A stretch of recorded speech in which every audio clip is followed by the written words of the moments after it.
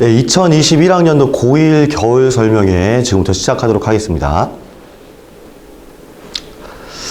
안녕하십니까. 저는 내년 고1 팀장을 맡게 된 육슬기라고 합니다. 현재 예비고1 수능 집중반에서 독서 과목을 담당하고 있고, 현재 만약에 학생이 정통국어반에 다닌다면 저랑 아직 수업은 없는데, 내년부터는 저와 함께 이제 수업을 하게 될 겁니다. 원래는 이제 부모님들을 좀 모셔놓고 이제 설명회를 진행하려고 하였으나, 급작스럽게 이제 상황이 조금 이제 안 좋게 되어서 이렇게 비대면으로나마 인사드리고, 설명드리게 되었습니다. 아까 2시쯤에 한번 설명회를 진행을 했는데, 시간은 한 1시간 정도가 소요됐어요. 근데 이제 1시간 동안 이제 모니터 계속 쳐다보고 계시는 거는 조금, 힘든 일일 수 있을 것 같아서, 제가 중요한 것만 이렇게 쪽쪽 뽑아서 조금 시간을 좀 단축해서 그렇게 한번 진행을 해 보도록 하겠습니다. 일단 순서부터 말씀을 드리면, 일단 대입 관련해서 기본 지식이 될 만한 거 이제 몇 가지 말씀드리고, 그 다음에 이제 우리 학생들이 대학교 갈 때 이제 대입 전형에 어떤 식으로 조금 변화가 일어나는가, 그리고 이제 수능 국어에 대한 이야기를 조금 이제 해드릴 거고, 내신 국어에 대한 뭐 이야기를 또 해드리고, 맨 마지막에는 저희 학원 국어 시스템이 어떻게 되어 있는가, 이런 순서로 이제 설명에 진행하도록 하겠습니다. 일단 대입 관련 기본 지식부터 먼저 말씀을 드려야 될 것 같아요. 다음으로 넘어가면, 일단 대입 전형에는 뭐가 있는가? 수시와 정시라고 적혀 있는데, 뭐 수시가 뭔지 정시가 뭔지 모르시는 뭐 부모님들은 거의 없을 것 같긴 해요. 그러니까 간단하게 말하면 수시는 내신으로 대학을 가는 것, 그리고 이제 정시는 수능으로 대학을 가는 것, 이렇게 알고 계시면 거의 다 알고 계신 거긴 한데, 정확한 것은 아니어서 조금만 더 추가해서 말씀을 드리도록 할게요. 일단 수시 전형 같은 경우에는 총 6장 쓸 수 있습니다. 각 대학에. 그래서 6개 대학에 이제 지원이 가능하고, 그 종류는 학생부 종합이라는 게 있고 학생부 교과라는 게 있는데, 일단 이 학생부 교과부터 먼저 설명을 드릴게요. 학생부 교과는 쉽게 말씀드리면 내신 성적만 보는 거라고 생각하시면 됩니다. 여기 정량평가라고 적혀있고 정성평가라고 적혀있는데, 이 차이는 뭐냐면, 정량평가라고 하는 것은 숫자가 곧 점수가 되는 겁니다. 예를 들어서 공부를 좀 잘하는 학교 3등급 학생이 있고, 공부를 조금 못하는 학교 1등급 학생이 있다면, 이 두 학생의 경쟁에서 공부 조금 못하는 학교라고 할지라도 1등급 받은 학생이 이기는 겁니다. 왜냐하면 1이라는 숫자가 곧 점수이기 때문에 그런 거고요. 그런데 이제 학생부 종합 정성평가라고 되어 있는 건, 물론 학생의 성적이 중요하기는 합니다. 가장 중요한 요소이긴 한데, 학생의 점수뿐만이 아니라 이 학생이 어떤 역량을 갖추고 있는가, 또 어떤 학교에서 활동을 했는가, 뭐 동아리 활동을 어떤 걸 했고, 그 다음에 봉사활동을 어떤 걸 했는가, 또 면접을 보아하니 이 학생의 역량이 어떠한 건가, 학생부 종합이라는 단어에서 알 수 있듯 말 그대로 그 학생이 가지고 있는 역량을 종합적으로 검토하고 평가해서 점수를 매기겠다 이겁니다. 자, 학생부 교과 같은 경우에는 뭐 내신 성적을 본다 이렇게 생각하시면 되겠고, 전국 단위의 모집 비율이 높습니다. 그리고 학생부 종합 같은 경우에는 아까 말씀드린 것처럼 내신 성적이 물론 가장 중요하지만, 그 외에 비교과 영역이라고 할 만한 것들도 일단은 많이 반영이 되는 부분이 있고, 서울 상위권 대학의 모집 비율이 높다, 이게 조금 중요한 부분입니다. 왜냐하면 학생이 이제 초중고등학교를 이제 안양에서 이제 보통 많이 안양권 아니면 3번 과천 안양권에서 이제 나왔을 텐데, 그렇다고 해서 어머니 저는 이 초중고등학교를 안양에서 나왔으니까 대학도 안양으로 가겠습니다, 이런 학생은 거의 없을 거라고요.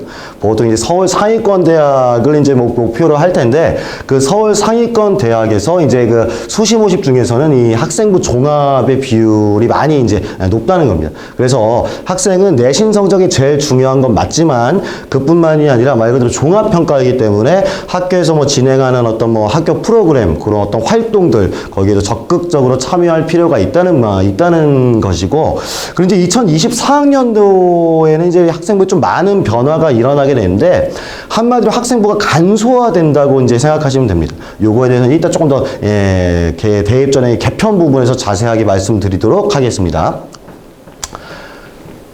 자, 이번에 정시 모집입니다. 정시 모집. 수능으로 대학을 가는 것이라고 이제 알고 계시면 되겠고, 특히 현재 예비고일 학생들, 그러니까 현재 중3 학생들한테 굉장히 중요한 부분이에요. 왜냐하면 우리 뭐 기사를 보셨거나 들어서 아시겠지만, 이 교육부에서는 정시 모집 비율을 40% 이상으로 이제 확대하겠다라고 이제 이야기했기 때문에 그만큼 수능의 비중이 높아지는 상황입니다. 현재 정시의 비율은 전국에 있는 모든 대학교 기준으로 한 20% 조금 넘고요. 서울대학만으로 따지면 한 30% 정도가 좀 넘는데 그 비율을 40% 이상까지 끌어올리겠다. 수능의 비중이 아주 커졌다. 그런 상황이다라고 알고 계시면 되겠습니다. 자, 2021학년도라고 하면 현재 수능을 본 학생들 기준이에요. 그래서 이제 2021학년도라고 하는 건 21학번이 되는 학생들, 즉 현재 고3 기준으로 이제 요 표를 보시면 되겠고, 아까 말씀드린 것처럼 전국 모든 학교를 따져봤을 때는 수시 중에서도 성적만 보는 학생부 교과의 비중이 42.3%, 굉장히 높습니다. 근데 이제 서울 전체, 그 다음 좀 더 공부를 잘하는 서울 주요 15개 학교, 아니면 서연고, 서성한, 서울 주요 학교 6개 학교, 이렇게 올라가면 올라갈수록 이 교과가 아니라 학생부 종합의 비율이 더 높아지죠. 그래서 아까 말씀드린 것처럼 이 내신 성적이 가장 중요한 요소인 건 맞지만, 내신 성적뿐만이 아니라 이 학생부 종합을 노리기 위해서 이 학교에서 하나 여러 가지 활동에 적극적으로 참여할 필요가 있다는 것을 말씀드리기 위해서 이 표를 다시 한번 보여드린 겁니다. 자, 다음으로 성적표 보는 법인데, 요거는 이제 예비고일 학생들 어머님이기 때문에 제가 한번 말씀을 간단하게 드려보는 거예요. 물론 요거는 이제 2022학년도 수능 성적표 예시라고 나와 있고, 실제로 요런 수능 성적표가 나간 적은 없어요. 왜냐하면 지금 현재 시행하고 있는 수능이랑 이제 현재 현 고2 학생들이 보는 수능이랑은 조금 바뀌는 게 있어요. 그래서 이제 국어 같은 경우에는 원래는 선택 과목이 없었는데 국어도 선택 과목이 생깁니다. 화법과 작문, 그리고 이제 언어와 매체 둘 중에 이제 무엇을 선택하느냐 선택 과목이 생기기 때문에 이렇게 적히게 되고요. 아무튼 뭐 이 수능 성적표를 보여드리는 거는 수능 성적표에 무엇이 표기되는가를 말씀드리기 위함이에요. 그래서 표준 점수, 그 다음에 백분위, 그리고 등급이 표기됩니다. 수능 봤는데 몇 점 나왔니? 우리가 몇 점 나왔니? 물어봤을 땐 보통 이제 원점수를 물어보는 경우가 많은데 그 원점수는 수능 성적표에 표기되지 않는다는 겁니다. 그리고 이렇게 빗금 쳐져 있는 이렇게 뭐 한국사 영역이라던가 영어 영역이라던가 아니면 제2외국어 한문, 여기는 왜 표기가 돼 있지 않냐면 절대평가 영역이기 때문입니다. 그래서 절대평가에서 이제 표준 점수와 백분위가 안 나오고 원점수만 가지고 등급을 판단하는데, 여기 한국사 1, 영어 1 이렇게 적혀 있는 걸 봐서는 한국사 40점 이상인가 봐요. 1등급. 그 다음에 영어 90점 이상인가 봐요. 그래서 이제 등급만 나오게 됩니다. 이 절대평가 영역은. 네. 원점수 방금 말씀드린 것처럼 이제 학생이 몇 점 맞았는가, 그냥 우리가 흔히 가장 뭐 편하게 이야기하는 점수가 원점수라고 생각하시면 돼요. 근데 이제 이게 절대평가 등급에 쓰인다라고 하니까 아까 말씀드린 영어, 한국사, 제2외국어, 한문 요 과목들에 해당하는 것이고, 90점 넘었는가 40점 넘었는가 요것만 따지면 되는 겁니다. 아까 말씀드린 것처럼 수능 성적표에는 기재되지 않고 절대평가 세 과목은 영어, 한국사, 그리고 제2외국어나 한문 요렇게 세 과목이 있다라고 생각하시면 되겠습니다. 자, 그럼 아까 말씀드린 것 중에 수능 성적표에는 원점수가 안 나온다고 했는데, 그러면 이제 학생들이 수능 보고 정시 전형을 할 때 무슨 점수를 가지고 이제 대학에 들어가게 되느냐? 그게 이제 표준 점수, 그리고 백분위입니다. 학교에 따라서 뭐 표준 점수를 사용하는 학교도 있고 뭐 백분위를 사용하는 학교도 있는데, 표준 점수는 되게 구하는 공식에서 아주 복잡해서 그것까지 제가 뭐 설명드리기는 어렵고, 시험 성적이 시험이 어려울수록, 난이도가 어려울수록, 아니면 내 점수가 평균보다 높다 그러면 내 과목의 표준 점수가 높다라고 생각하시면 되겠습니다.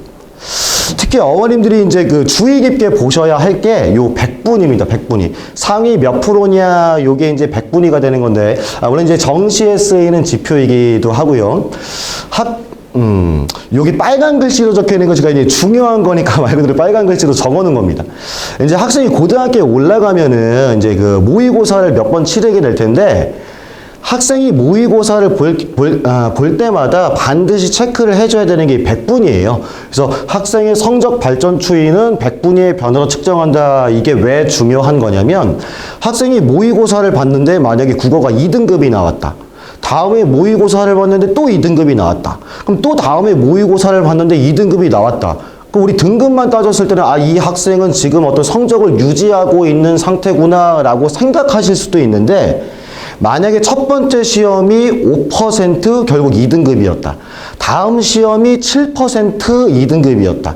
다음 시험이 10% 2등급이었다. 그러면 등급으로만 따지면 이 학생은 성적을 유지하고 있는 것처럼 보이지만 5%, 7%, 10% 성적이 떨어지고 있는 겁니다. 그래서 이 학생이 성적이 오르고 있는 중인가 아니면 뭐 정체되고 있는가 아니면 떨어지고 있는 중인가 하는 것은 모의고사를 볼 때마다 반드시 요 100분위를 체크해 줘야 되는 겁니다. 이해되셨죠? 이거는 중요한 부분입니다. 절대평가 등급, 상대평가 등급은 아까 간단하게 말씀을 드린 부분이긴 한데 1등급만 보면 영어 절대평가 90점 이상 1등급, 한국사 40점 이상 1등급, 제2의 국어는 45점 이상 1등급 이런 식으로 그렇게 이해하시면 될 것 같고 상대평가 등급 아까 제가 이제 1등급, 2등급 말씀을 드렸는데 상위 4% 그러니까 100명 중에 만약에 4등 안에 들었다. 그럼 이제 1등급. 그 다음에 이 100명 중에서 뭐 11등 안에 들었다. 그럼 2등급. 그 다음에 이제 23%가 3등급. 이렇게 생각하시면 되는 겁니다. 아까 말씀드린 것처럼 2등급과 3등급의 차이는 12% 차이란 말이에요. 그래서 이제 100분위를 보아야지 이제 그 2등급 중에서도 좀 상위냐, 아니면 2등급 중에서도 좀 하위냐 그런 걸 따질 수 있는 겁니다. 관련 용어 정리를 한번 해볼게요. 왜냐하면 어머님들이나 아니면 학생들이 모의고사라고 할 때 모의고사 종류가 그냥 하나 이렇게 생각하시는 경우도 있어서 요거는 좀 짚고 넘어가야 될 것 같아요. 모의고사는 엄밀히 말하면 이제 고등학교 올라가서 보는 모의고사는 엄밀히 말하면 종류가 두 종류입니다. 왜 두 종류냐면은 모의고사를 출제하는 기관이 두 곳이기 때문이에요. 예전에 한국교육과정평가원 줄여서 교과평 뭐 이렇게 부르기도 하고 평가원이라고 좀 더 많이 부릅니다. 평가원에서 출제하는 모의고사 모평 줄여서 모평이 있고 교육청에서 출제하는 모의고사인 학평이라는 게 있는 거예요. 그래서 이제 학생들이 고1, 고2 때는 교육청에서 시행하는 학평만 보게 되는 거고 그리고 이제 3학년이 되면 평가원에서 출제하는 모의고사인 6평, 그러니까 6월 모평, 9월 모평 모의고사를 보는 겁니다. 그리고 참고로 말씀을 드리는 건 그 학생의 진짜 실력은 진짜 몇 등급이냐 몇 %냐 하는 것은 사실 이 모의평가 3학년 때 보는 6월 모의고사 때부터 진정한 자기 실력을 가늠할 수 있는 거예요. 왜냐하면 1, 2학년 때는 교육청 모의고사를 학생들이 보게 되는데 재수생들을 빼고 지금 현재 재학생들만 이제 이 시험을 보는 거거든요. 그래서 이제 아무래도 재수생이 빠진 거기 때문에 등급이 조금 높게 나올 수가 있어요. 근데 실제로 수능을 그 재학생들끼리 보는 건 아니란 말이에요. 재수생이 다 합류한 상태에서 수능을 보는 거기 때문에 학생이 진짜 뭐 상위 몇 프로냐 하는 것은 고3 올라가서 처음 보는 평가원 모의 평가인 6월에 자기의 위치가 정확하게 나온다라고 생각하시면 되겠고 그 말은 1학년 때 만약에 자기가 상위 4%다. 그럼 1등은 간당간당 걸린다. 이건 실제 수능에서 1등은 나오기가 어렵다는 걸 의미합니다. 왜냐하면 재수생들은 보통 잘하거든요. 그래서 일단 자기가 만약에 한 5% 정도 나왔다. 그럼 보통 한 3% 정도 더 하시면 됩니다. 그래서 이제 그거를 참고해서 알아주시면 되겠고 우리가 흔히 기출문제라고 했을 때는 이 교육청 모의고사는 빼고 기출문제를 얘기합니다. 그래서 수능을 출제하는 기관인 이 평가원에서 출제한 6월 모의고사, 9월 모의고사 그리고 수능 그러니까 1년에 3번 시험지가 나오게 되는데 6월, 9월 수능 요 3개가 우리가 흔히 말하는 기출문제가 되는 겁니다. 교육청 문제는 기출문제라고 하지 않습니다. 그럼 모의고사를 언제 보느냐? 1, 2학년 때는 아까 말씀드린 것처럼 그 평가원 모의고사는 보지 않습니다. 교육청에서 이제 시행하는 것만 보게 되고 3월 서울시, 1, 2학년 동일하게 3월 서울시, 6월 부산시, 9월 인천시, 11월 경기도 이런 식으로 이제 4번이 있기는 한데 다 그런 건 아니고 학교마다 차이는 있지만 보통은 이 4개의 모의고사를 다 보는 게 아니에요. 예를 들어서 학교마다 차이는 있지만 1, 2학년은 보통 1년에 2번 봅니다. 2번. 3월에 있는 서울시, 그 다음에 11월에 있는 경기도. 그래서 이제 모의고사 보는 횟수가 좀 적은 게 아니냐라고 생각하실 수 있겠지만, 그 뭐 학교에서 그렇게 정하는 거기 때문에, 뭐 아무튼 중요한 건, 뭐 1학년 때든 2학년 때든 아까 말씀드렸듯이 모의고사 볼 때마다 꼭 체크를 해야 하는 건 100분입니다. 아셨죠? 그래서 모의고사 볼 때마다 그거 체크해 주시면 되겠습니다. 자, 지금까지는 이제 가장 뭐 기본이 될 만한 어떤 뭐 기본 지식, 관련 지식 뭐 간단하게 소개를 해 드린 거고, 지금부터가 이제 조금 메인이라고 생각하시면 될 것 같아요. 교육과정이 이제 그 입시 대입 전형이 조금씩 해마다 바뀌고 있는데, 특히 이제 그 2024학년도, 즉 24학번이 되는 현재 중3 학생들한테는 이제 어떤 식으로 대입 전형이 개편되는지 이제 그거를 말씀드리려고 합니다. 뭐가 제일 많이 바뀌냐라고 이제 하나만 꼽아보자면 요건 것 같아요. 정시 전형 40% 이상 확대. 그러니까 수능의 비중이 엄청 높아진다는, 수능이 굉장히 중요해진다는 거죠. 일단 요 자료의 출처는 교육부에서 작년 11월에 나온 대입제도 공정성 강화 방안이라는 자료를 이제 발췌한 거고, 교육부에서는 학종, 그러니까 이 학생부 종합, 아까 말씀드린 학생부 종합, 그리고 논술 위주 전형으로 쏠림이 있는 서울 소재 16개 대학을 대상으로 2023학년도까지, 즉 현재 고1 학생들이 수능을 볼 때, 그러니까 2023학년도까지 수능 위주 전형을 40% 이상 완성하겠다 하는 것이 교육부의 취지입니다.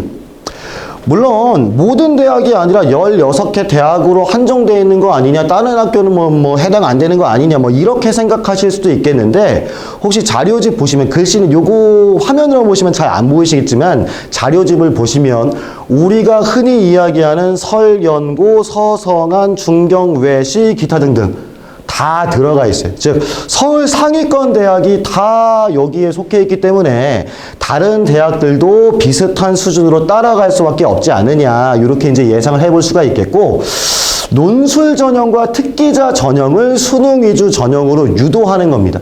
논술 전형과 특기자 전형을 교육부에서는 왜 단계적으로 폐지하려고 하는지는 이따 간단하게 말씀을 드릴 텐데, 아무튼 요 논술 전형, 특기자 전형 단계적으로 폐지되고, 그 폐지되는 비율만큼 수능 위주 전형으로 이제 수능의 비율이 높아진다, 이렇게 생각하시면 될 것 같아요. 여기 나와 있는 뭐 자료집 보시면 고교, 교육, 기여, 대학 지원 사업과 연계한다, 이 말은 교육부 입장에서는 각 대학 니네들 이제 정시 비중을 늘려라. 늘리지 않으면 40% 이상으로 맞추지 않으면 지원금을 안 주겠다는 겁니다. 그래서 이제 각 대학은 뭐 어쩔 수 없이 정시의 비중을 늘릴 수밖에 없는 상황이 되는 겁니다. 주요 대학 정시 최초 모집 인원 비율을 한번 말씀드릴게요. 2019, 2020, 2021, 2022학년. 교육부는 정시 40% 이상으로 확대한다, 이걸 2023학년으로 보고 있고, 그래서 이제 40% 이상이라고 적어놓긴 했는데, 당장 2022학년도에도 연세대 같은 경우에 이미 43%, 그 다음에 성균관대 42, 한양대 42, 42, 40, 46, 45. 이미 2022학년도에 수능 정시 비율을 40% 이상으로 높이려고 하는 학교들이 많은 건, 교육부가 2022학년도에도 40% 이상 달성을 조기 유도한다, 이런 취지가 있기 때문이에요.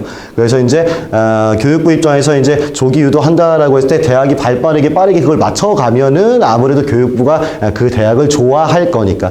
아무튼 이미 이렇게 빠르게 이렇게 수능 정시의 비중을 늘리고 있다는 건, 현재 중3 학생들이 나중에 대학 갈 때는 수능이 아주 중요해진 상황이다, 비율이 엄청 높다라는 말씀을 드리는 거고, 특히 여기에 한번 집중해 주시면 수시 2월까지 고려하면 정시의 실제 모집 비율은 50%에 가까워질 수 있다. 이건 무슨 말씀이냐면은, 40%라고 해놓고 갑자기 50%가 왜 나온 거냐라고 생각하실 수 있겠지만, 일단 대입 전형이 수시 먼저 있고 그 다음에 이제 정시 전형이 있는 거잖아요. 근데 이제 수시에서 몇 프로 뽑겠다, 각 대학이 어떤 계획을 갖고 있을 텐데, 각 대학이 목표하는 그 인원만큼 못 뽑습니다.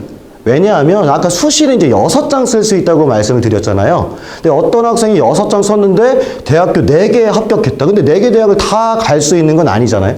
그 중에 제일 마음에 드는 건 이제 하나 가게 되면 나머지 3개가 이제 미등록이 되는 거예요.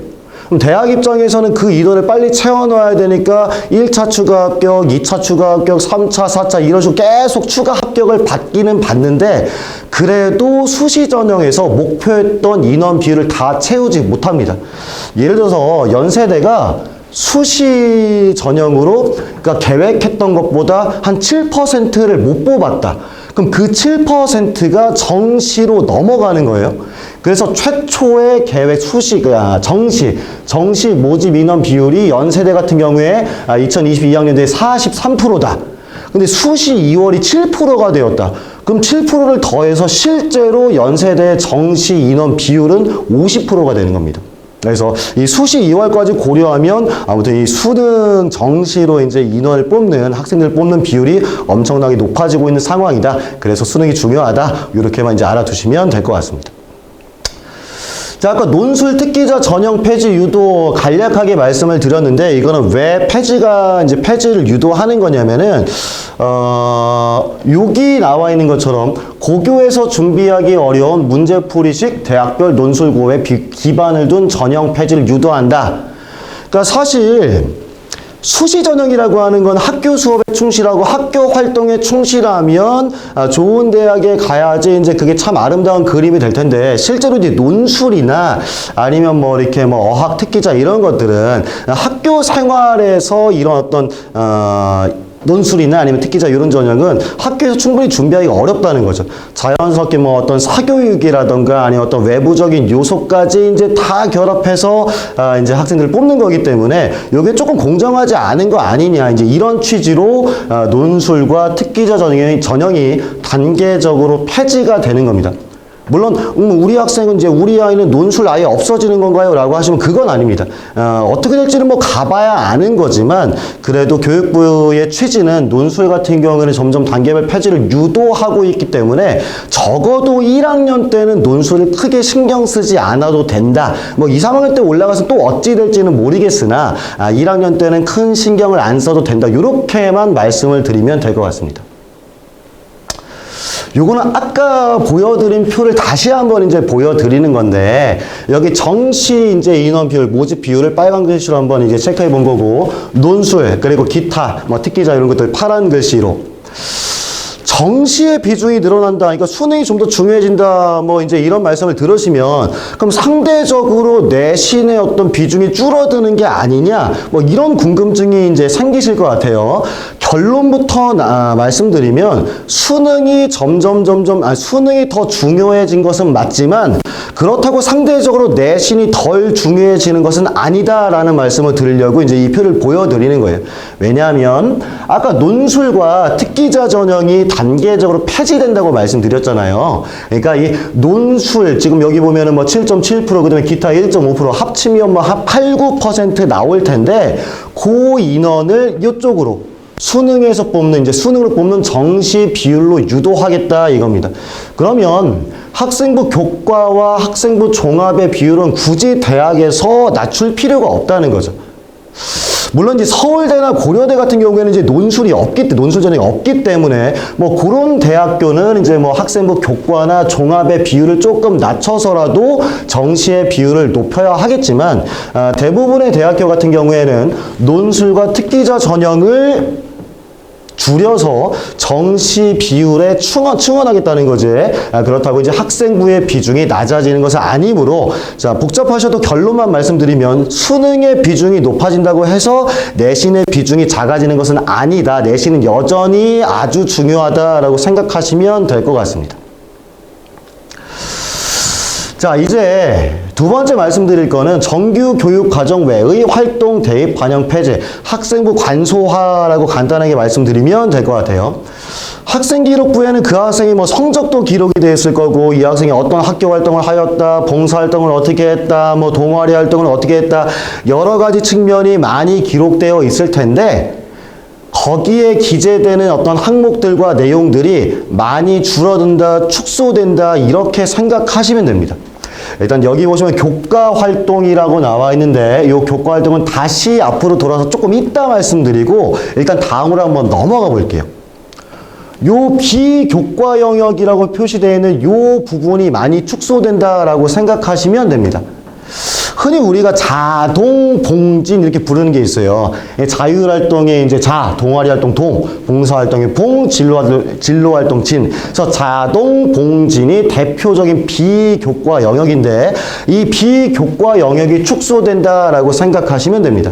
예를 들어서 현재 잠깐 전 화면으로 돌려주세요. 전 화면으로. 제 왼쪽에 나와 있는 건 현 고2, 고3이라고 나와 있고 중간에 나와 있는 요 칸은 현 중3, 고1이라고 나와 있는데 이 자료는 올해 나온 자료가 아니라 작년 말에 나온 자료예요. 그러니까 지금 현재 학생들, 우리 학생들은 작년에 말은 중2였죠. 그러니까 제일 오른쪽 현 중2라고 되어 있는 여기를 보셔야 되는 거예요. 그러니까 여기가 현재 고1이라고 생각하시면 되고 현재 중3 이제 여기에 해당되는 겁니다. 다음 페이지 다시 넘어가면 일단 자율활동은 뭐 크게 변하는 건 없습니다. 자율활동이라고 해도 뭔가 어떤 자율적인 활동 그런 건 아니고요. 그러니까 학교에서 뭐 한글날이라 이런 활동을 하였다. 아니면 뭐 반장으로서 이러이러한 활동을 하였다. 뭐 이런 겁니다. 그래서 이제 자율활동이라고 적혀 있지만 학교에서 어떤 활동을 하였느냐 하는 것이 자율활동이고 이거는 뭐 큰 변화는 없으니까 넘어가도록 하겠습니다. 동아리 활동은 기존까지는 이제 뭐 학교에서 하는 정규 동아리, 그 다음에 자율 동아리 다 이제 학생부에 기록이 됐는데 현재 중3 학생들 기준으로는 자율 동아리는 기재되지 않습니다. 앞으로 넘어가주세요. 여기 보시면 자율 동아리 대입 미반영. 정규 동아리 활동만 인정을 하고 자율 동아리는 대입에 미반영한다는 겁니다. 그리고 또 봉사활동 같은 경우에도 개인 봉사활동 실적을 대입에 미반영하겠다. 그러니까 학교에서 주최하고 학교 선생님이 이제 지도하는 봉사활동을 인정하지만 학생이 개인적으로 이제 어떤 기관에 가서 자발적으로 임의적으로 한 봉사활동을 대입해서 이제 반영하지 않겠다라는 말씀입니다. 진로활동 아니면 이제 수상경력 그리고 독서활동 특히 수상경력이나 이제 독서활동은 대입 미반영이기 때문에 크게 조금 부담이 많이 크게 신경 쓸 부분이 아니다. 부담이 많이 줄어들었다라고 생각하시면 되겠고 하나 참고로 말씀드리는 건 미반영이라고 적혀져 있는 게 있고 자료 좀 보시면 미기재라고 적혀 있는 게 있는데 비슷한 거긴 한데 미기재라고 하는 건 아예 학생부에 기록조차 하지 않는다는 거고요. 미반영은 학생부에 그것을 기록하되 대학교에서 요걸 가지고 뭐 선발하는데 참고하지는 않겠다. 대입에 말 그대로 반영하지는 않겠다. 요게 이제 미반영과 미기재의 차이인 겁니다.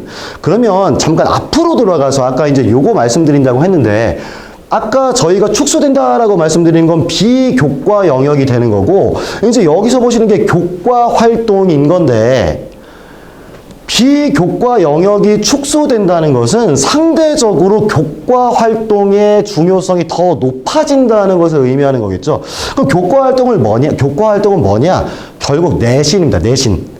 물론 이제 내신 점수뿐만이 아니라 각 과목별로 이 학생은 이 과목을 어떻게 준비하고 있고 어떤 역량을 갖고 있고 학생부에 막 기록해 주시는 그것도 있는데 어쨌든 중요한 것은 내신이고 비교과 영역이 축소되는 만큼 교과 활동, 교과 영역의 비중이 높아진다. 내신이 더 중요해진다라고 생각하시면 되겠습니다. 자, 그러니까 작년 11월에 그 교육부 공정성 방안 저희가 중간중간에 발췌한 그 자료에 막 비교과 영역이 축소된다 이게 발표되자마자 여기저기 이제 막 신문기사가 이제 어떤 게 나왔냐면은 그럼 비교과 영역 자동봉진이 없어진다 이런 식으로 막 기사가 많이 나왔거든요. 근데 그건 오해입니다. 비교과 영역 자체가 다 없어진다. 진짜 자동봉진이 없어진다 이게 아니고요. 정규 교육과정이 아닌 비교과 영역의 반영을 폐지하겠다 이겁니다. 정규 교육과정이라고 함은 학교에서 공식적으로 마련한 프로그램으로서 만약에 학교에서 정규 동아리 활동을 하였다. 그럼 그 동아리 활동은 학생부에 기재가 되는 거고 대입에 반영되는 겁니다. 그리고 또 봉사활동을 하더라도 학교에서 기획한 것을 교사가 지도하여 봉사활동하였다라고 한다면 그 봉사활동도 학생부에 기재가 되고 그것도 대입에 반영이 되는 겁니다. 그러니까 무작정 이게 없어진다는 건 아닙니다. 그래서 학교에서 어떤 운영하는 정규 교육 과정이라고 할 만한 활동, 정규 동아리가 됐던 간에 아니면 학교에서 하는 봉사활동이 되었던 간에 이런 것들은 학생들이 적극적으로 할 필요가 있는 것이고, 이제 그 외에 반영이 폐지되는 대상은 학교에서 공식적으로 인정하지 않는 것들, 예를 들어서 아까 말씀드린 학교에서 자율 동아리 활동을 하였다, 이건 미반영입니다.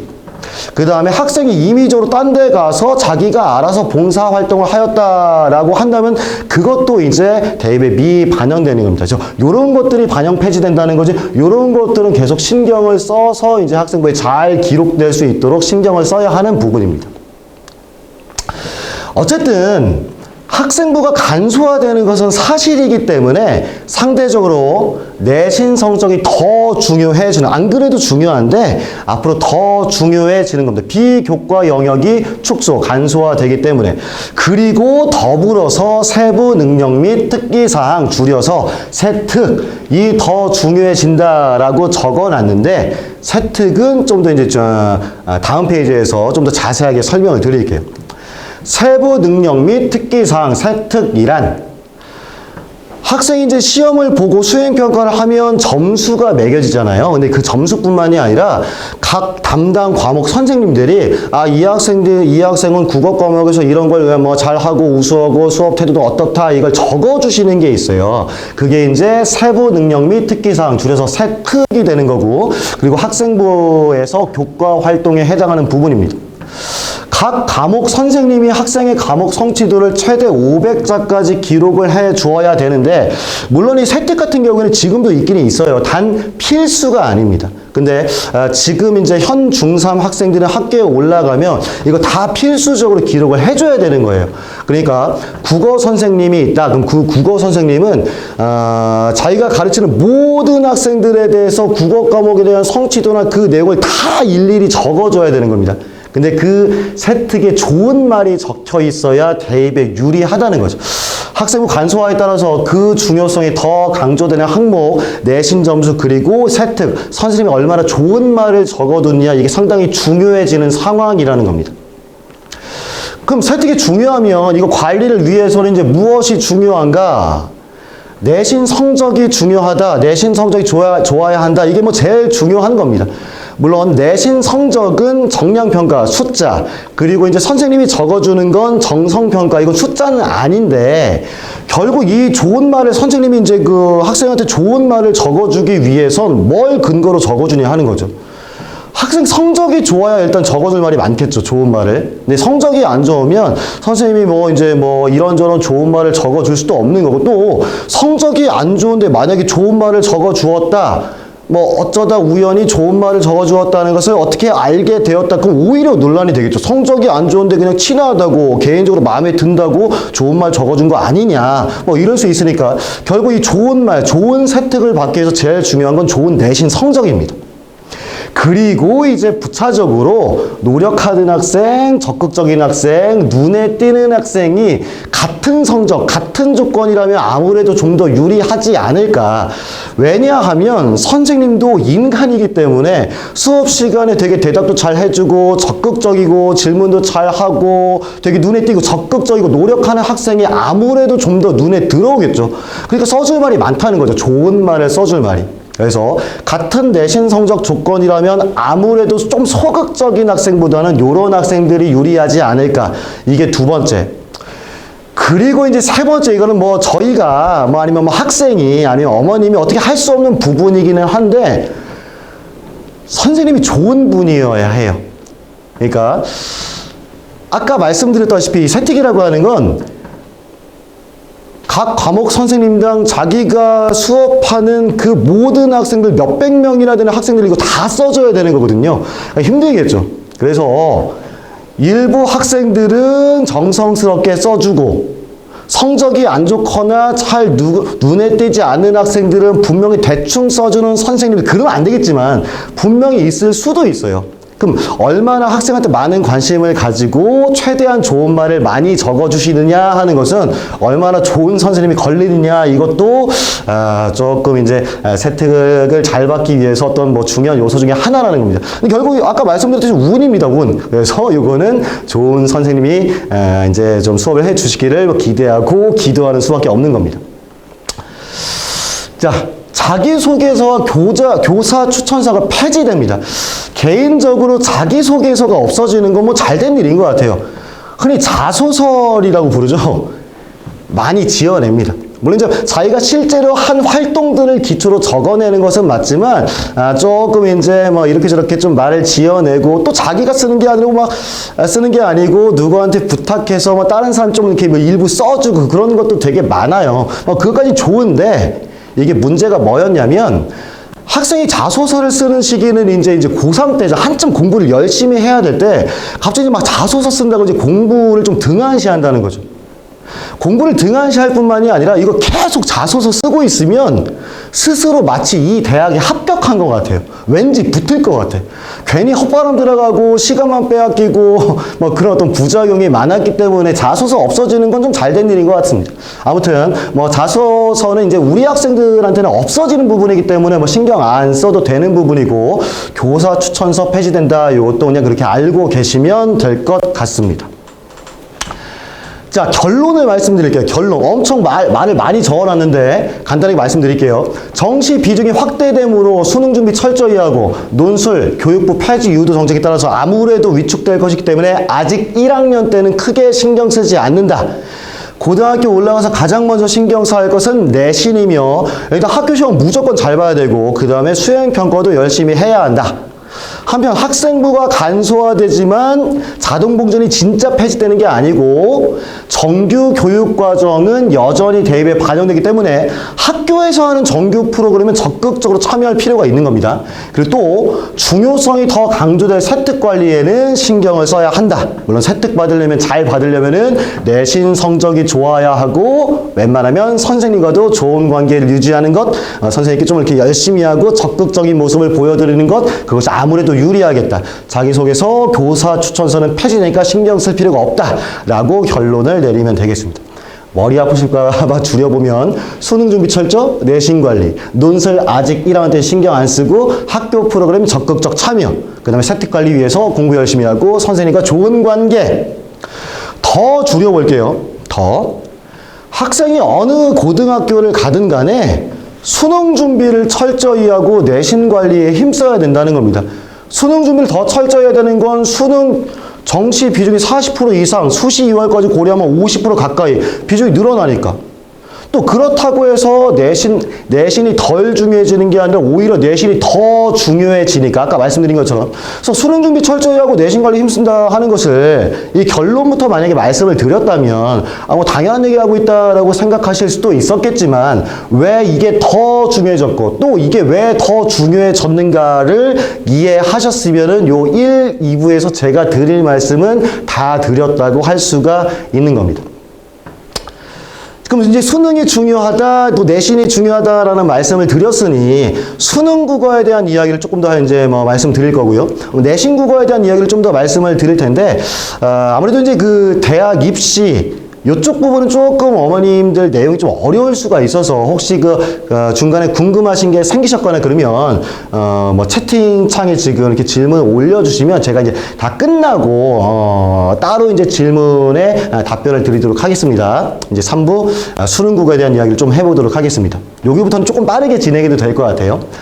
수능 국어는 내신 국어와 그 평가 취지 자체가 다르다.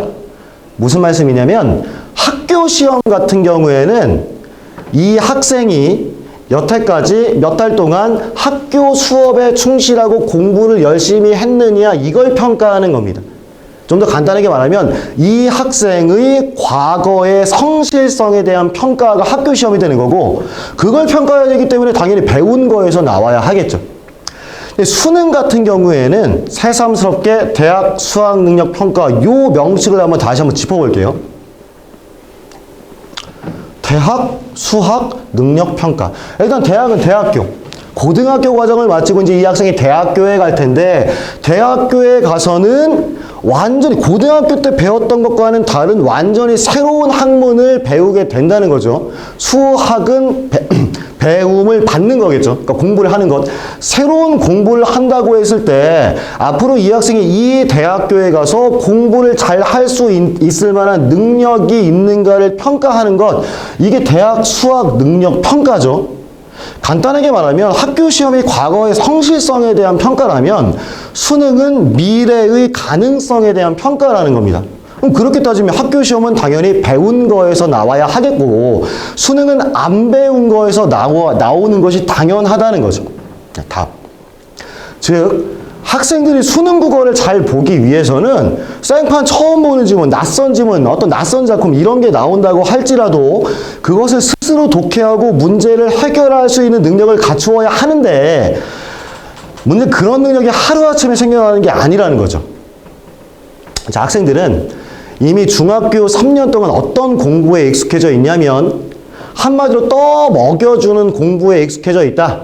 예를 들어서 어떤 작품이 딱 있다. 그러면 그 작품의 주제가 뭔지, 구조가 어떠한지, 표현상의 특징이 뭔지 선생님이 다 알려줍니다. 심지어 자 어디에 빗줄을 그어라, 어디에 별표해라, 어디에는 어떻게 적어라 이걸 다 알려준다는 거죠.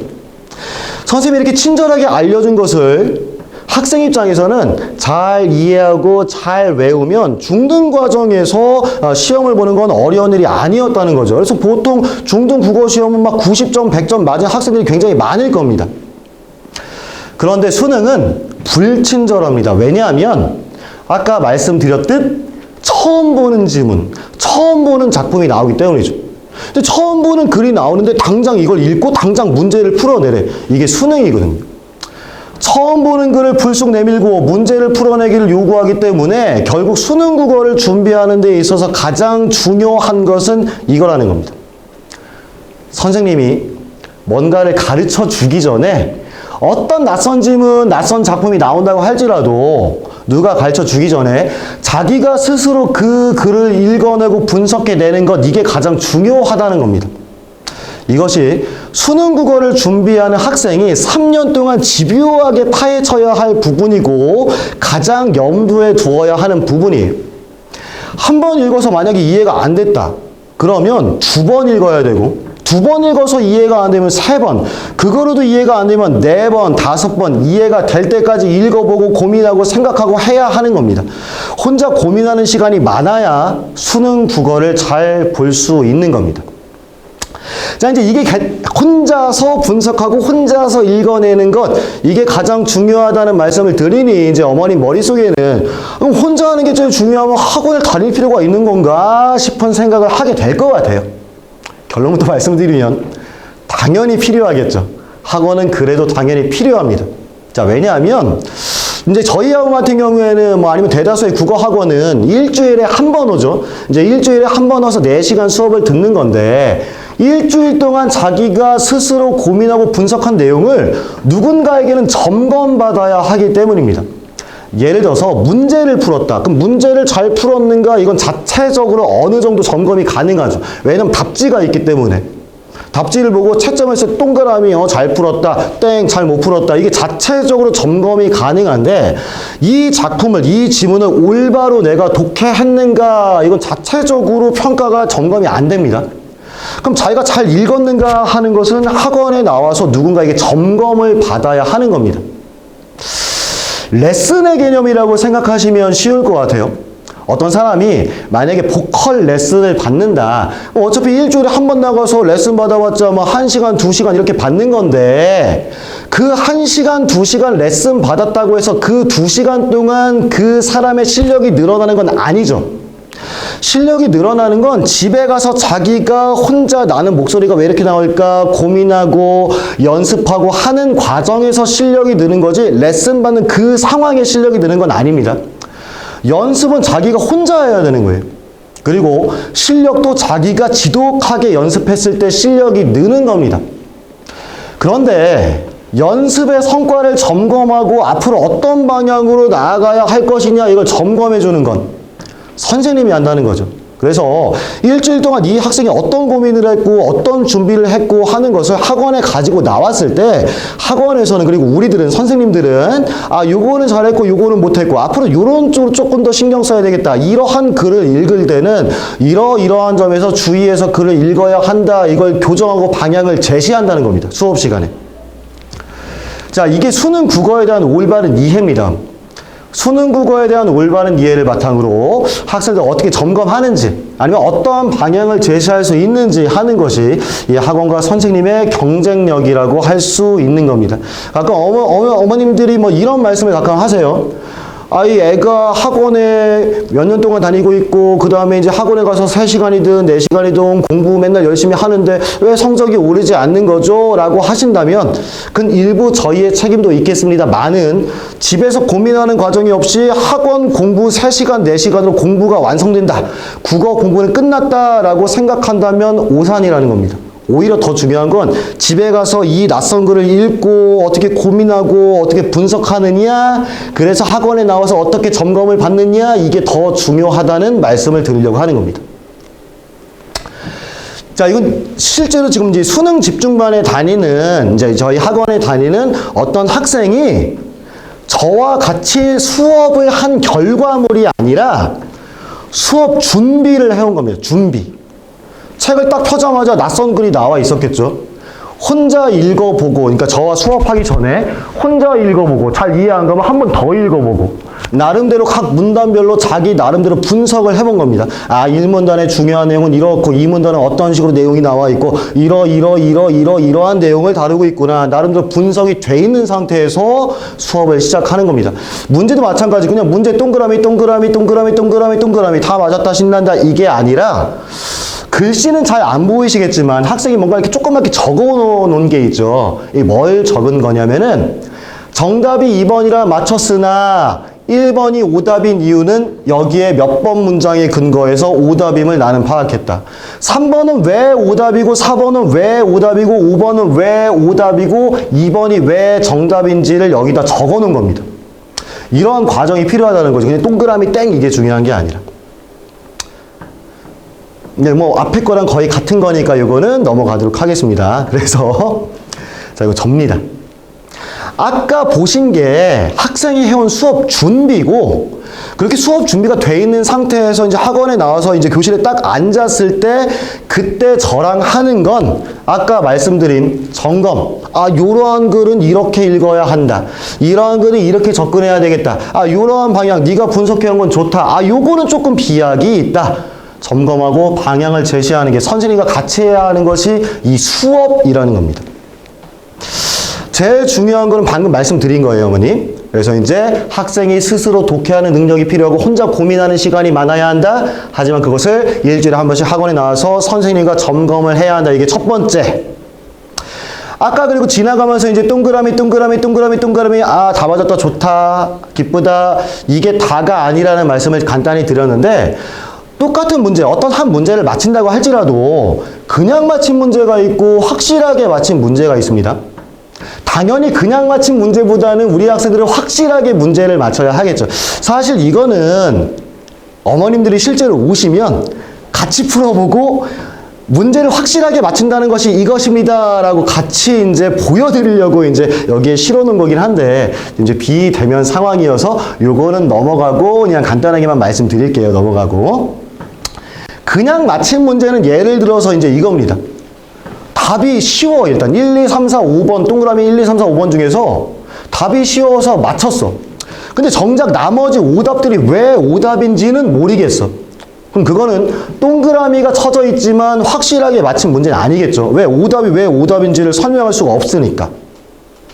또 1, 2, 3, 4번이 아니어서 4번이 답이다. 이렇게 마시면 뭐합니까? 4번이 왜 정답인지를 모르는데.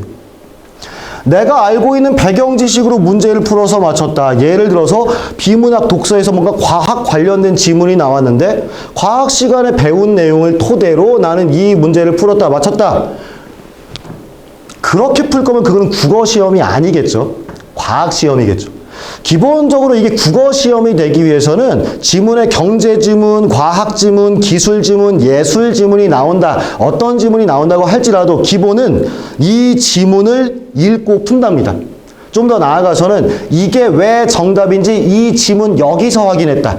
이게 왜 오답인지 이 지문 여기서 확인했다. 어디까지나 지문에 무슨 얘기를 하고 있고 정답과 오답의 근거를 지문에서 확인했느냐 하는 것이 가장 중요한 문제이지 자기가 알고 있는 배경 지식으로 문제를 푸는 건 아니라는 거죠. 막상 수능 때 어떤 지문이 나왔는데 난 이거에 대한 배경 지식이 없어. 그거 안 되겠죠. 그래서 지문의 근거에서 글을 읽고 푼다. 이게 가장 수능에서 기본이 되는 겁니다. 확실하게 맞힌 문제는 문제를 풀었으면 정답이 왜 정답인지 오답이 왜 오답인지 1, 2, 3, 4, 5번 선택지를 지문에 근거하여 설명할 수 있다. 라고 한다면 학생은 그 문제를 확실하게 맞힌 겁니다. 그래서 확실하게 맞힌 문제와 그냥 맞힌 문제는 이런 차이가 있다는 거죠.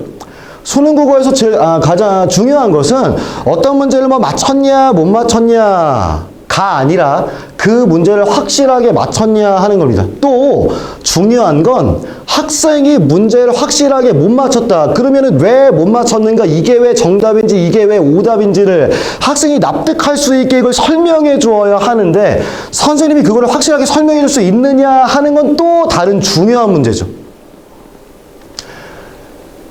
선생님이 잘못된 문제풀이를 한번 살펴볼게요. 읽어보면 당연히 이게 답이죠. 읽어보니까 전체적으로 쭉 읽어보니까 답이 될 만한 게 요거밖에 없다. 당연히 이게 답이 될 만한 게 당연히 요거밖에 없지라고 한다면 사실 저희들은 국어가 전공이니까 그리고 이거를 직업 삼아서 몇 년 동안 해왔으니까 딱 봤을 때 당연히 답이 이게 될 만한 거 가끔 보이는 경우도 물론 있어요. 문제는 학생들도 그러냐 하는 거죠. 학생 입장에서는 이게 왜 당연히 답이 돼야 하는지 모른다는 거죠. 잘못된 문제풀이입니다. 자, 또 속어법에 의하여 1번, 2번, 3번, 5번 지우다 보니 짜자잔 4번만 남았네. 그럼 4번이 정답이라는 걸 알 수 있겠지. 4번이 왜 정답인지를 얘기해줘야죠. 과학 시간에 이거 안 배웠니? 그럴 거면 국어 시험이 아니라고 말씀드렸죠. 과학 시험이 되어야 한다. 어디까지나 지문에 나와 있는 글을 근거로 거기에 근거로 이제 문제풀이를 해야 되는 겁니다. 가끔 이렇게 설명하시는 분도 있어요. 자, 1번 쭉 읽은 다음에 맞는 말이지? 그러니까 맞았어.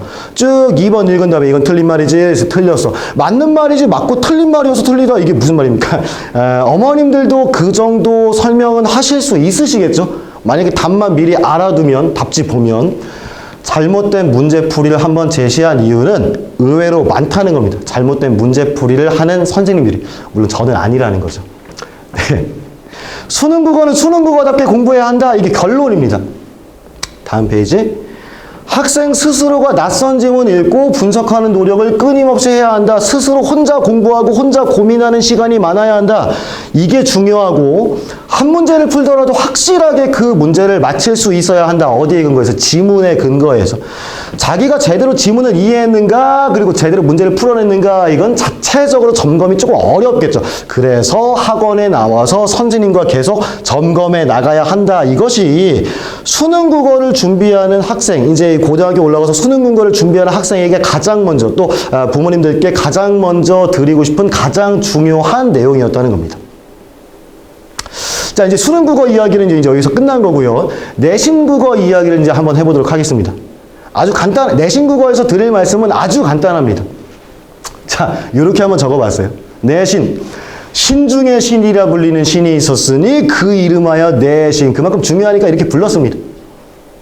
그러나 그 내신조차 결정해버리는 절대신이 있었으니 그것은 그것은 바로 뭔지 한번 생각을 한번 해보세요. 우리 맞춰보세요. 내신이 신 중에 신인데 그 내신을 결정하는 사람은 일단 물론 학생 본인이겠죠. 자기가 공부 열심히 해서 내신 점수를 따는 거니까. 근데 학생 빼고 그럼 그 다음으로 중요한 사람은 학교 선생님이죠. 물론 저는 학원 선생님입니다만 학교 선생님은 그만큼 중요한 존재입니다. 왜냐하면 그분은 1년에 일단은 1학기 중간기말, 2학기 중간기말 4차례 시험 문제지를 만드시죠. 출제자입니다. 출제자, 시험 문제 출제자. 또 학생이 어떤 수행평가를 했느냐 그 점수를 매기시고 평가하는 학생의 수행 성과를 바라보시는 평가자. 학생의 세부 능력과 특기사항, 아까 말씀드린 그 세특, 얼마나 좋은 이야기를 적어주느냐. 요 세특 적어주시는 기록자, 출제자, 평가자, 기록자. 아주 중요한 분이라는 겁니다. 그런데 내신 수업을 하다 보면 이제 수업을 하려고 하는데 학생이 이 작품, 이 지문에 대해서 아예 내용을 아예 몰라. 왜 학교에서 이거 배우고 왔을, 1차적으로 한번 배우고 왔을 텐데 얘는 이 내용을 하나도 모를까? 그래서 이제 물어보죠. 너 수업 시간에 왜 수업 안 들었니? 뭐 했니? 라고 물어보면 아주 가끔 이렇게 대답하는 학생이 있어요. 학교에서 잤어요. 자랑스럽게. 학교에서 저 잤어요. 너 왜 잤니? 어차피 학원에서 할 거잖아요. 학교에선 피곤해서 잤어요. 이렇게 말하는 학생이 있으면 학생이 상처받을까봐 입 밖으로 꺼내진 않으나 속으론 이렇게 이야기합니다. 얘야, 넌 100점을 맞을 자격이 없단다. 라는 생각이 들어요. 아까 말씀드린 것처럼 학교 선생님은 학교 시험의 출제자입니다. 출제자. 근데 출제자가 직접 수업하시는 그 수업에 졸았다. 근데 그 출제자가 출제하시는 문제는 다 맞히고 싶다. 100점 맞고 싶다. 말이 됩니까? 안 되죠. 100점 맞을 자격이 없는 겁니다. 자, 학교 시험 문제는 수능 시험 문제와는 달리 어떤 문제가 나올 수 있냐면 일단 수능 시험은 전국에 몇십만 명이나 되는 학생들이 똑같은 시험 문제를 봐야 되기 때문에 그리고 그 중에 한 명이라도 이거 문제가 이상한데 오답 이의 제기를 해서는 안 되기 때문에 누구나 공감하고 누구나 납득할 만한 합리적인 문제가 나옵니다. 수능 그래야 하고요. 근데 학교 시험 같은 경우에는 학교 선생님 개인의 관점이 드러나는 문제가 나오기도 하고 학교 선생님이 수업 시간에 특별히 강조해 주신 부분이 문제로 나오기도 하고 아니면 학교 쌤이 따로 해주신 이야기에서 문제가 출제되기도 한다는 겁니다. 그래서 저는 만약에 모의고사를 풀었다 그러면 웬만하면 100점 맞을 자신이 있지만 학교 시험도 제가 100점 맞을 자신이 있느냐? 이건 제 실력이 떨어져서가 아니라 못 맞을 수도 있어요. 왜냐하면 어떤 하나의 문제에 대해서 학교쌤이 무엇을 따로 말씀해 주셨고 이것에 대해서 어떤 관점을 가지고 계신가 이걸 제가 모르기 때문이에요. 자, 따라서 학생들은 당연한 말이지만 수업 시간에 자면 안 되고 수업 시간에 아주 충실해야 합니다. 이게 기본입니다. 선생님이 어떤 부분 강조해 주시는가 선생님이 어떤 부분에 대해서 어떤 관점을 가지고 계시는가 특히 국어 같은 경우에 특히 문학 같은 경우에는 이것도 말이 되고 이것도 말이 되고 어떤 정답과 오답의 문제가 아니라 어떤 관점을 가지고 있느냐 이런 문제가 분명히 있을 수 있어요. 근데 학교 선생님이 그 두 개의 관점 중에서 하나의 관점을 뭔가 채택하실 수 있단 말이에요. 그래서 그런 부분을 잘 파악해야 하는 겁니다. 학생들은. 심지어 어떤 문제가 나올지 수업 시간에 야 이거는 웬만하면 낼 것 같은데 이거 중요하다 낼 거야 이렇게 말씀해 주시는 경우도 있고요. 이런 것들은 학생이 수업 시간에 집중하지 않으면 잘 체크해서 적어놓지 않으면 놓치는 부분이죠. 이런 것들은 저희도 물론 수업 시간에 학교에서 따로 선생님이 어떻게 강조해 주신 것 따로 말씀해 주신 것 없니 항상 체크를 합니다만 학생이 혹시 집중하지 않고 아무것도 안 적고 이제 저희한테 뭔가 전해주는 말이 없다면 저희도 혹 놓칠 수 있다 이겁니다. 이렇게 얘기하고 싶습니다. 내신에서 제일 중요한 거. 일단 할 거는 하고 와라. 수업 시간에. 할 거는 수업 시간에 충실해 와라. 출제자가 하시는 그 시험 문제에서 출제된 문제를 다 마치고 싶으면 출제자가 직접 하시는 그분의 수업을 잘 듣고 와라. 일단 할 건 하고 와라. 그 다음에 우리도 각 학교별로 나름대로 이 학교는 뭐 시험의 경향이 어떻고 난이도가 어떻고 다 분석이 되어 있고 알고 있으니 또 학생이 부족함을 느끼지 않을 만큼의 충분한 자료를 확보하고 있으니 그 다음에는 우리가 책임지겠다. 이렇게 말씀을 드리고 싶다는 겁니다. 자, 정리해보면 결론을 말씀드리면 학생이 해야 할 일, 그리고 학원이 해야 할 일, 우리 선생님들이 해야 할 일, 이 두 개가 잘 조화를 이루어야 행복한 내신 해피엔딩이 된다. 이게 제일 중요한, 가장 기본이다. 요 말씀을 드리고 싶었다는 겁니다. 자, 여기까지 해서 이제 수능에서 말씀드릴 거, 그 다음에 내신에서 말씀드릴 거, 이제 다 말씀을 드렸고, 이제 마무리해야 될 때가 됐습니다. 정동민 국어학원 시스템에 대해서 아주 간단하게 말씀드릴게요. 정규 수능 수업 일주일에 한 번 오고 총 4시간 수업을 합니다. 그리고 이제 과목은 독서, 문학, 문법 이렇게 이제 세 과목. 각 담당하는 선생님들이 독서쌤이 90분 수업, 그다음에 문학쌤 90분 수업, 문법쌤 60분 수업 이렇게 90분, 90분, 60분 이렇게 나눠서 이제 수업을 하게 되는 거고, 그리고 이제 수업 목표라고 한다면 영역별로 수능형 사고력을 기른다.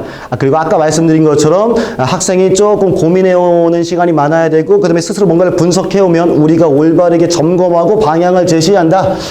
단순한 문제풀이식이 아닌 공부하는 방법을 배운다 하는 것이 이제 정규 수업의 목표라고 할 수 있겠고, 그 다음에 평소에는 수능을 준비하는 정규 수업을 진행하다가 이제 각 학교 시험 보기 한 달 전, 한 4주 전부터는 내신 대비에 돌입하게 되는데, 그때는 어떤 한 선생님이 그 특정 학교를 전담해서 3시간 수업을 하게 되는 겁니다.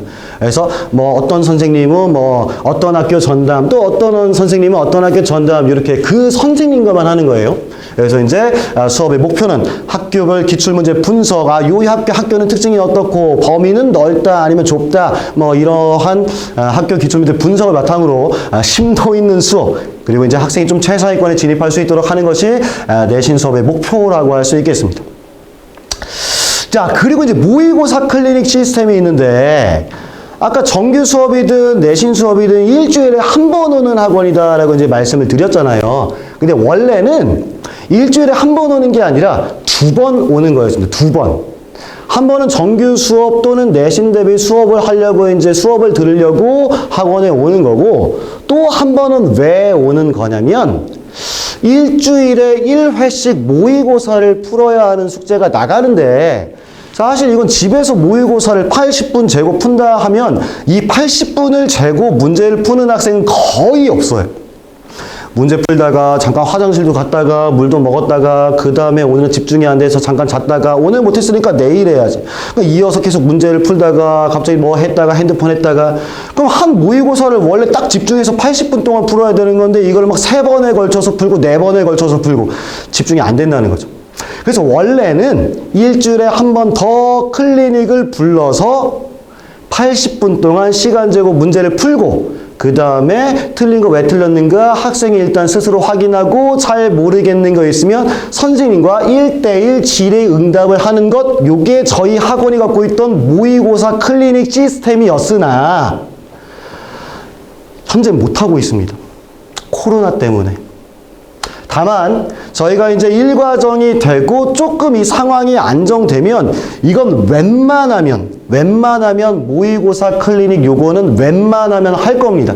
다만 그때도 코로나 상황이 좀 진정되지 않으면 아무래도 이제 딱 옆에 달라붙어서 1대1로 질문을 받아주는 건 아무래도 조금 부담일 수는 있겠죠. 그래서 그 상황 봐서 1대1 질의응답 시스템은 아니고 좀 학생들을 좀 두고 이 해설 강의식으로라도 모의고사 이 클리닉 진행하려고 계획을 하고 있습니다. 그래서 정규 수업, 그 다음에 내신 수업, 그리고 이제 모의고사 클리닉 시스템 요거 이제 간단하게 말씀드린 거고, 이제 그 내년 고1 1과정 시간표, 뭐 1과정뿐만이 아니라 뭐 2과정, 3과정 계속 이 시간표는 크게 변화는 없을 거예요. 그래서 이제 수요일, 금요일, 평일은 수요일, 금요일. 뭐 이제 학생이 좀 많아지면 이제 목요일도 개설이 될 수는 있겠지만은 아직은 수요일, 금요일만 이제 그 시간표가 깔려 있고요. 오후 6시부터 10시까지 4시간, 또 이제 토요일, 일요일, 주말은 쉽게 말해서 아침 수업, 점심 수업, 저녁 수업 이렇게 있다고 생각하시면 돼요. 아침 수업은 오전 9시부터 1시까지, 점심 수업은 2시부터 6시까지, 저녁 수업은 6시부터 10시까지. 이렇게 이제 시간표는 이렇게 진행된다라고 알고 계시면 될 것 같고. 저희 이제 연간 커리큘럼인데, 요거는 이제 그 자료집을 참고하셔서, 이제, 요 정동민 학원에서는 뭐 독서 아니면 문학, 문법이 1년 학연 과정을 봤을 때 넓게는 이렇게 진행이 되는구나 하고 참고하시면 될 것 같아요. 아무튼 간에 저희가 1, 2, 3, 4, 5 과정을 쭉 마쳤을 때 이게 하나의 완결성을 갖는다. 예를 들어서 1, 2, 3 과정까지 진행하고 만약에 학원을 잠시 그만둔다. 그럼 뒤에 이거 다 저희가 이제 큰 틀 안에서 어떤 계획이 있는 것인데 여기서 공부가 끊겨버린다. 완결성이 없는 겁니다. 그래서 1, 2, 3, 4, 5 과정이 하나의 전체적인 틀에서 완결성을 갖는다라고 생각하시면 되겠습니다. 자, 제가 준비한 걸 이제 1시간 정도 됐네요. 제가 준비하고 이제 말씀드리고자 했던 건지 다 말씀을 드렸고, 아까 말씀드린 것처럼 혹시 추가적으로 궁금하신 게 있으시거나 또 이제, 또 하실 이야기가 있으시면은 지금 채팅창에 올려주시면 제가 바로 답변을 드릴 수 있는 것은 답변을 드리고, 아니면 지금은 잘 생각이 나지 않았는데 조금 시간이 지나니까 이런 게 갑자기 궁금해졌다 하는 게 있으시면 학원에 연락을 주시면 다시 제가 추가로 이제 궁금증을 해결해 드리도록 하겠습니다. 일단 질문 있는가 잠깐 확인 좀 해보겠습니다.